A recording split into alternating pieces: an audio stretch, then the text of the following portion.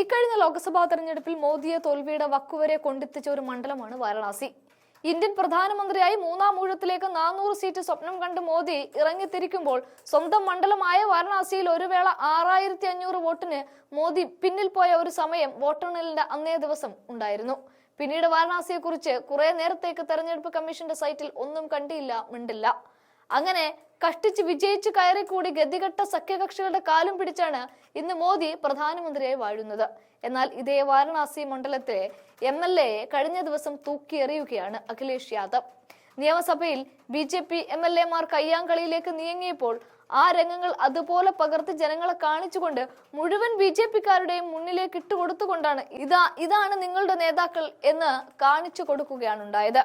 അഥവാ കൈയോടെ പൊക്കി തൂക്കുകയാണ്. UP നിയമസഭയിൽ സംസാരിക്കുന്നതിന് ചൊല്ലി UP BJP MLA-മാർ തമ്മിൽ തർക്കം രൂക്ഷമായി.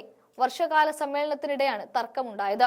ഇതിന്റെ ദൃശ്യങ്ങൾ വൈറലായതോടെ പരിഹാസവുമായി SP അധ്യക്ഷൻ അഖിലേഷ് യാദവ് രംഗത്തെത്തി. മധുര MLA രാജേഷ് ചൗധരിയും വാരണാസിയിൽ നിന്നുള്ള സൗരഭ് ശ്രീവാസ്തവയും തമ്മിലാണ് തർക്കമുണ്ടായത്. വിഷൻ 2047 പ്രൊജക്ടുമായി ബന്ധപ്പെട്ട ചർച്ചയ്ക്കിടെയായിരുന്നു ചർച്ച. മറ്റ് MLA-മാർ ഇടപെട്ടാണ് ഇരുവരും തമ്മിലുള്ള തർക്കത്തിന് അയവ് വരുത്തിയത്. തർക്കത്തിനിടെ ശ്രീവാസ്തവയുടെ അടുത്തേക്ക് പാഞ്ഞെടുത്ത ചൗധരിയെ മറ്റ് MLA-മാർ ചേർന്ന് പിടിച്ചു മാറ്റേണ്ടുന്ന ഗതി വരെ ഉണ്ടായി. BJP-ക്ക് വേണ്ടി ആര് നിയമസഭയിൽ സംസാരിക്കുമെന്ന തർക്കമാണ് പ്രശ്നങ്ങൾക്കൊക്കെ കാരണം. വാരണാസി MLA സംസാരിക്കാനായി സ്പീക്കറിന് മുമ്പാകെ പേര് നൽകിയിരുന്നില്ല എന്നാണ് ചൗധരിയുടെ ആരോപണം. സംഭവത്തിന് പിന്നാലെ വലിയ പരിഹാസം തന്നെ അഖിലേഷ് യാദവ് അഴിച്ചുവിടുകയും ചെയ്യുന്നുണ്ട്. ഇരുവരും തമ്മിൽ തർക്കിക്കുന്നതിന് വീഡിയോ അഖിലേഷ് യാദവ് X അക്കൗണ്ടിലൂടെ പുറത്തുവിട്ടുകൊണ്ടാണ് പരിഹാസം അഴിച്ചുവിട്ടത്. ഇതുപോലെ പരുഷമായ പെരുമാറ്റമുള്ള നേതാക്കളെയാണോ നിങ്ങൾ പിന്തുണയ്ക്കുന്നത് എന്ന് അഖിലേഷ് ഓരോ BJP-കാരോടും ചോദിക്കുകയാണ്. ആ രംഗങ്ങൾ ഒന്ന് കാണാം.